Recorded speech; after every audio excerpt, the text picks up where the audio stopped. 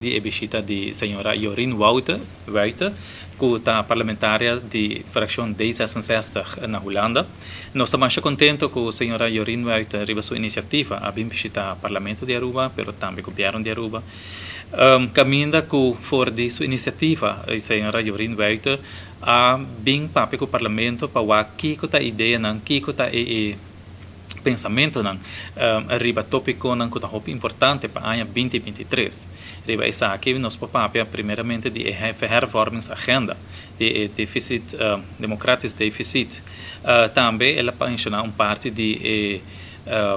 excusa de esclavitud que acaba de guardo donado do ministro Rutte na dezembro último, pero que durante o inteiro ano aqui também do reino holandês lo segui pone atenção arriba parte de dispensação de esclavitud.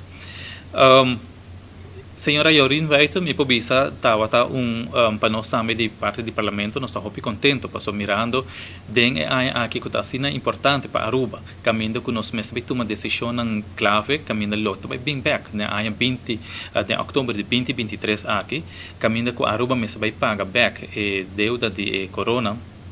que nós arraia de préstamo de Holanda, é importante para manter a relação aqui hopi estreito com o parlamentário e governo de Holanda. Assim, aqui Jorien Wouter nos pode expressar junto com ele também o nosso conhecimento que ele quer fazer para nós em sua função como parlamentário na Holanda, que quer pôr atenção para a recuperação e ressurreição econômica de isla no Caribe, em qual Aruba também pertence. E dessa aqui, especialmente, põe atenção para a parte de educação. Assim, também nós vimos a senhora Jorien Wouter, é muito importante para nós por manter a relação aqui e conversar abertamente sobre o ponto que é muito importante para Aruba, o que é o pagamento back de préstamo de pandemia de corona.